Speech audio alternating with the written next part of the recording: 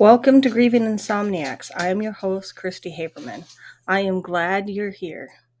Thanks for being a part of our community. A few disclaimers before we get started.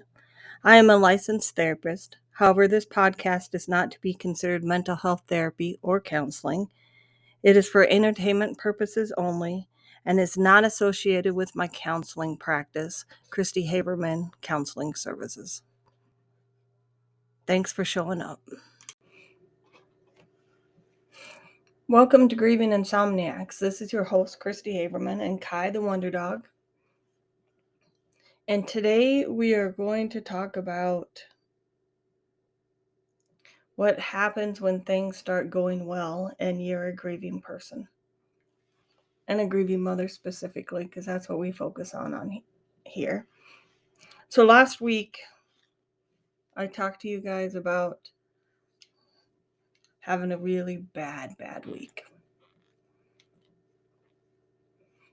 My bad week continued into the beginning of next week. And it's interesting how spontaneously bad things can be happening and good things can be happening at the same time. And so today, when I was trying to decide what I was going to do the podcast on, I pulled some tarot cards. I have told you guys this before that I do tarot card readings for myself.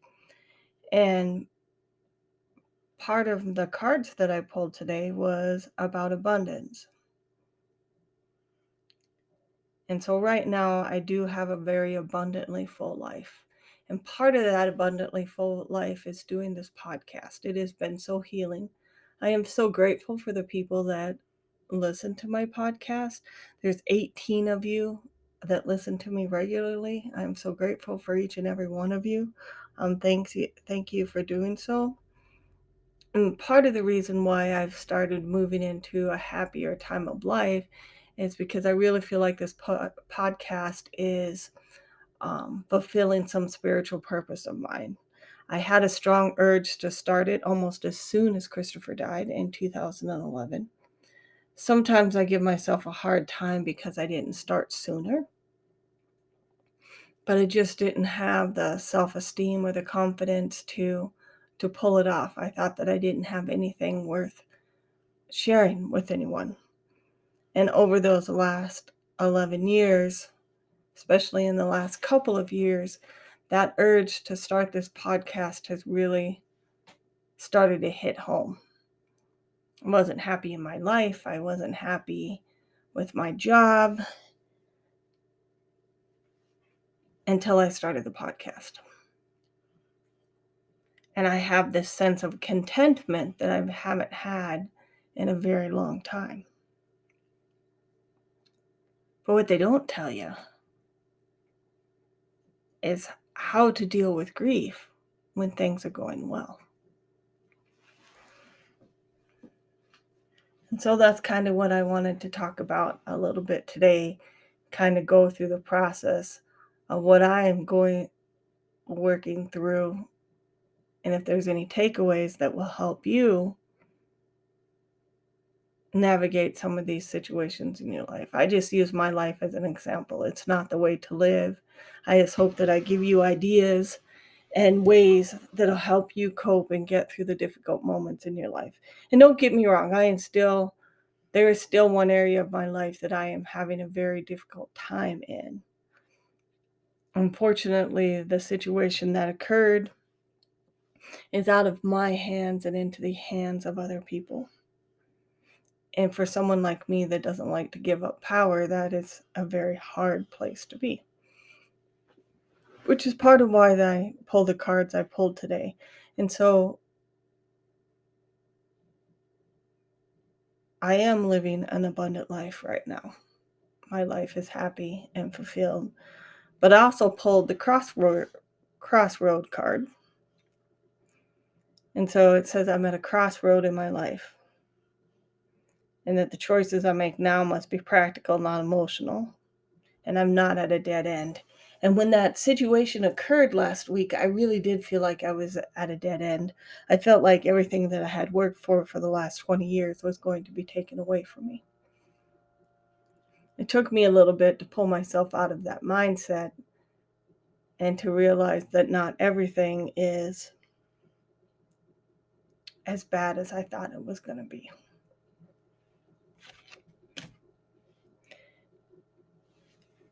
And so as I'm moving through making these decisions in my life, what I started to realize is that you can feel guilty about being successful when your child has died. My life is moving on. Good things are happening for me. And yet I feel guilty because that is true. And somehow I got to navigate through this and reassure myself that Christopher would want me to continue on with my life. He would want me to have good things happening in my life. And it's really hard to accept that, because we as grieving parents, we almost punish ourselves because our children have died. I see it over and over again on Facebook and Instagram where people are posting that they feel like they did something wrong, that their children died because we committed the ultimate sin, which was our children died. And I do feel that way. So it's really hard to allow myself to have these good things happen.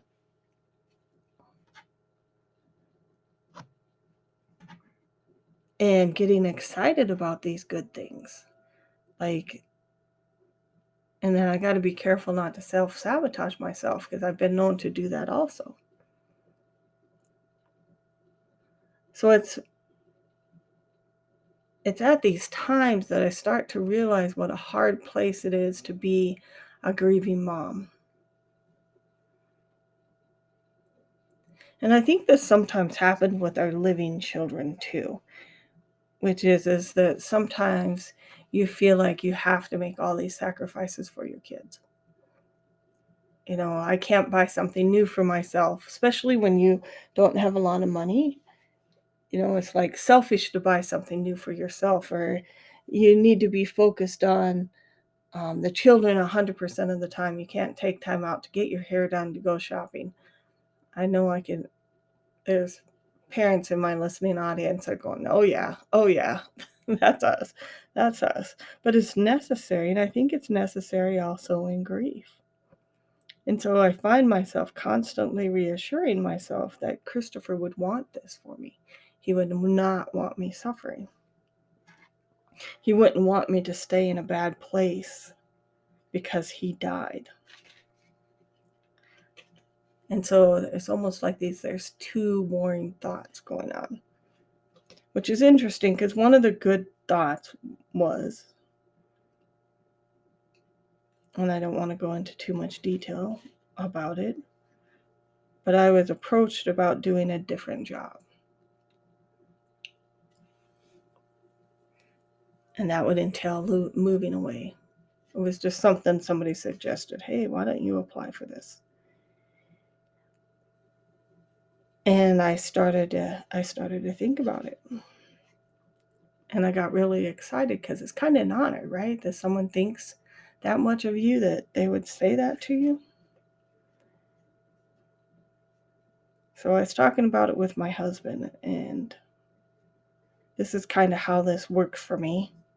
And maybe it works for other people, but I really believe in signs and communicating with Christopher on the other side. And sometimes I feel like he listens to these podcasts and then he gives me feedback. I know that some people will be like, that's really crazy, but that's just how I feel. I feel like sometimes that he sits there and guides me and helps me talk about some of these topics. So anyway, so this morning I talked to my best friend and I was going in late to work. And we were talking about life changes. Like, would you ever move away? Would you ever do this? Would you ever do that? And I decided to turn on music. So for me and Christopher, our major means of communication is music. And there are some songs that play over and over again that remind me of Christopher. And I also have one that reminds me of my mom, which the irony of is that I did not have a good relationship with my mom in life. So I really don't expect her to show up for me in death. You know, you can only be disappointed so many times in your life before you give up. And that's just where I am with my mom, which makes this even weirder that all of this happened. So I'm thinking about these good things that are happening in my life. And Rolling in the Deep by Adele comes on. And that's a song that I had played for Christopher's funeral because it really spoke to me. The video speaks to me, and whenever I hear that song, I think to myself, that's Christopher. That's Christopher speaking to me. And it's all about, I don't know if she was talking about a lover or if she was talking about what she was talking about but for me, it's all about the loss of Chris. Especially about we could have had it all, because I feel like it was taken away before we ever got to that point. He was 25. He was just starting to appreciate his parents again, and he was taken away. And so Rolling in the Deep comes on. So that's my sign that Christopher's around. So I say, "Good morning, Christopher. Hello, how are you doing?" And then Crystal Bauer Socks, Farmer's Daughter, comes on. So that's my song about my mom. It's not a very pleasant song. It's probably not very happy. Wasn't a very happy song, but definitely says to me my mom is around. And I was like, why is she around? And why are they around together? That was the other thing. Why are they around together? But I really identified with that song, and it really spoke to me about my mom. So now we got Christopher and my mom both talking to me through the music. I'm like, okay. And then Stay by Rihanna plays. And I was like, oh, okay. So the message is becoming clear to me that Christopher is saying, you need to stay, not move away, stay here. And then Kid Rock, Times Like These, starts playing. And then I'm like, okay, that's crystal clear about, because there are no other songs like this. This is the time, right here and right now, and you're not going to get it again. You're going to get this moment. This is the moment. And I had to think about that because I have a son that still lives here. I have grandchildren, and they are absolutely right. That being here in this moment right now is what matters. And they don't get to be here in these moments, right?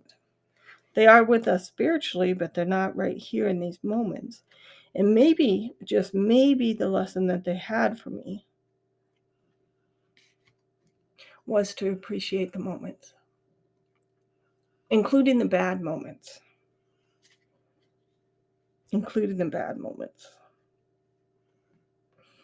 Because there may become a time when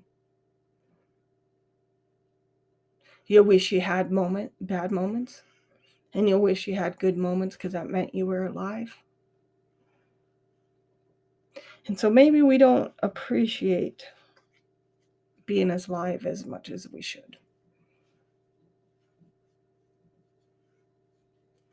And I think that might have been their message to me this week was, appreciate being alive.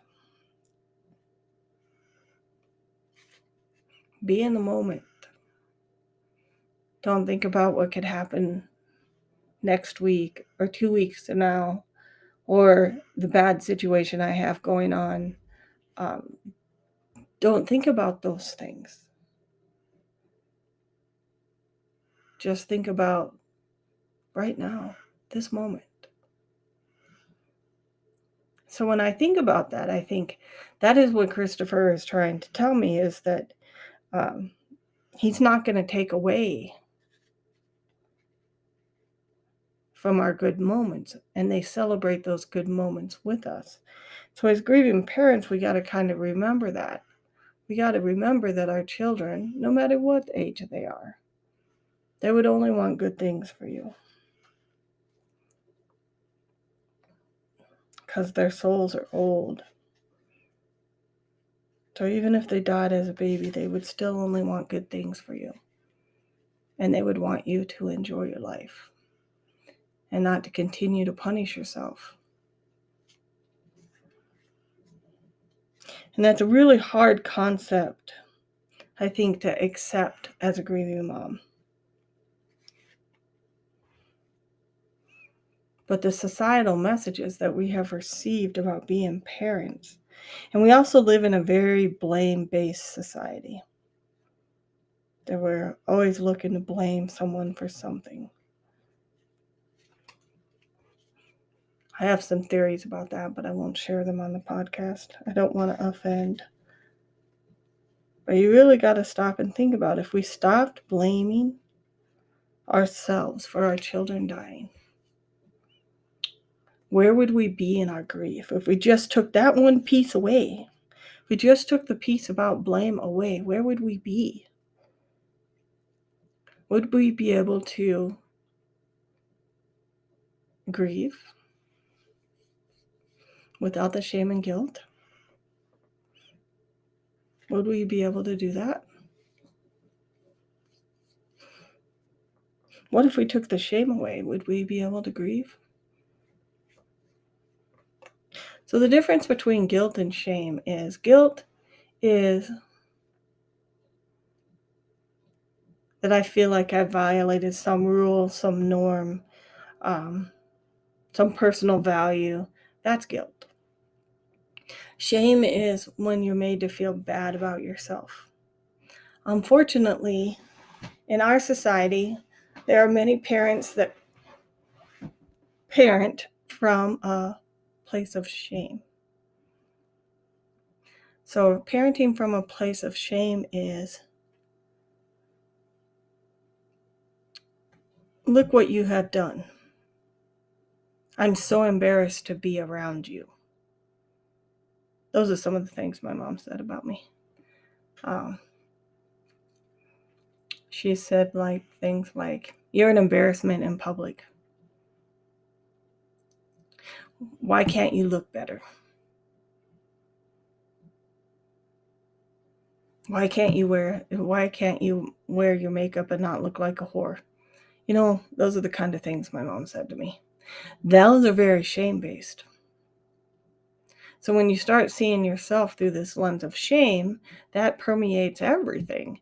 And so when it came to losing my child, well, yeah, I came from shame-based parenting. So, I viewed myself through this lens of shame. Whereas opposed to, if you parent from a place of appropriate parenting, you would say, that behavior is not appropriate. So it's about the behavior. It's not about you. It's not about your character. And somehow in our society, parenting has become about your character. And so many people, when they come from shame-based parenting and they take in the messages from society, and what we have as a result is we have shame-based grieving. And it's not fair. It is not fair.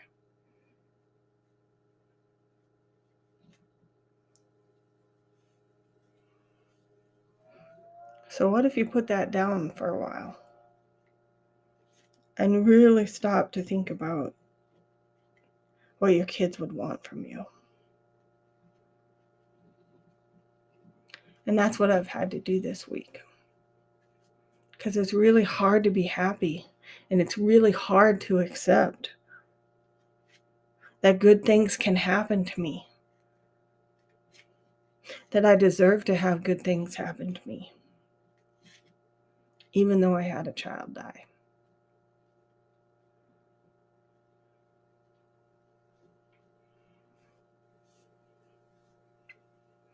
I'm going to speak at a conference.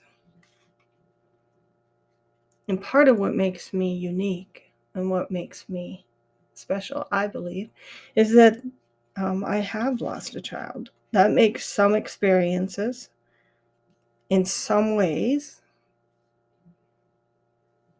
makes me better equipped to deal with some situations.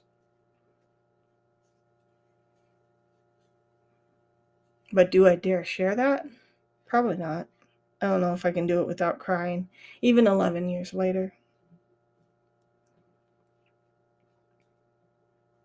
But at the same time, it goes back to this shame-based feeling that I have that if I told these people that I'd lost a child, I'd be something to be ashamed of. And I don't know if other people would feel this way, but I would really like to know. So if you do, leave me a message. If this message resonates with you, if any of the things I'm saying resonate with you, please leave me a message. Or if they don't, I want to hear that too. Because maybe there are people out there that have lost children and don't feel like they can't be happy. Maybe there's somebody out there like that. Maybe there's somebody out there that lets themselves have those full range of emotions when after the loss of their children. I'd really like to know, like, am I the only one? Am I the only one that feels this way? And it's kind of why I started the podcast, because in some ways I know I'm not the only one.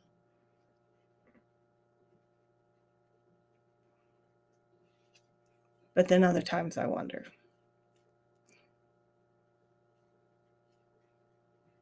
And I would love to have any of you on my podcast to talk about some of these ideas. If you have takes a lot of courage, but there's an awful lot of support out there. I would love to hear from you.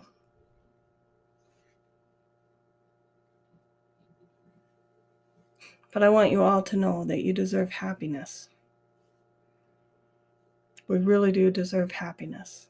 And we need to allow ourselves to have this happiness. So how am I going to work through it? I'm going to talk about it. Talking about it on the podcast with you all helps, like, so much. But I'm also going to talk to myself a lot. And I'm going to tell myself I deserve this. I deserve to be happy. And my bad thing that happened last week that is still being worked out, it'll work out. I have confidence. It will work out. Doesn't always work out in your favor, but it will work out. And what do? You just go on.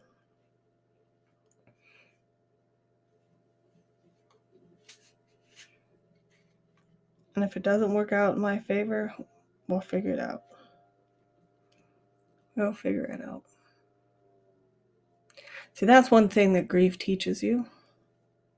I posted this on my Instagram.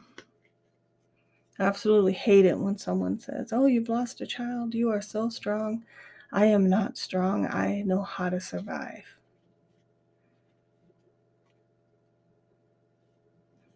And if the bad thing that I fear happens, I know I will survive because I already have, and I still do every day. I have learned that I am capable of surviving. And there's a difference between being strong and surviving. Why should I be strong too? That's the other thing. Why should I be strong? Why can't I be weak? If your perception is that I cry, why can't I be weak?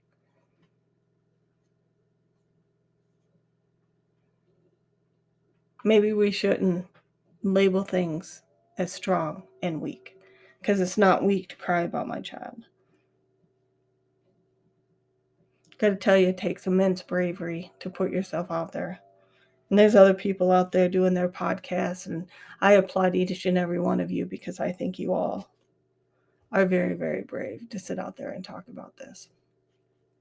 I know my family hates it. Not my husband and my son, but my extended family hates it. They want me to be quiet, go into a corner. But my thoughts are, if you had behaved better, maybe you wouldn't end up on my podcast. They didn't like it when I wrote my book because they ended up on in my book. What? I mean, they're my life experiences. They're my experiences. You don't have to agree with them.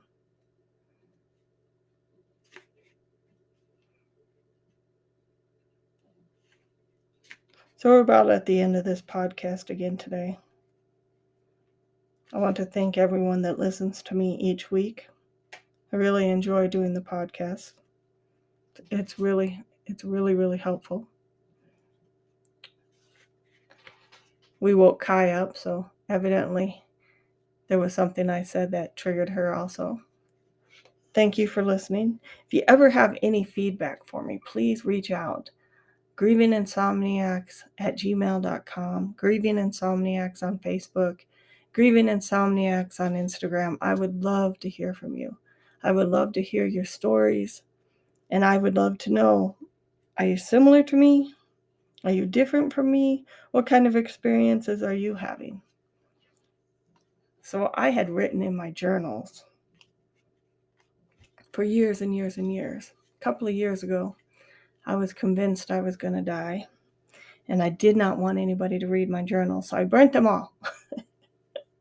So I have a feeling those journals would have had a lot of show ideas. But if you have any, please just reach out, even if it's just a short email, and say, I would like you to discuss this. And I'll discuss it. And if I don't know anything about it, I'll discuss that too. I'll do the best I can. So thank you for listening. Kai and Christy are signing off. You have a good week. Allow yourself to be happy this week. Just about one thing. Can you allow yourself to feel those good feelings? Do it for you. Do it for your kids. Do it for your kids that are in heaven. They love you and want you to be happy. Have a great week.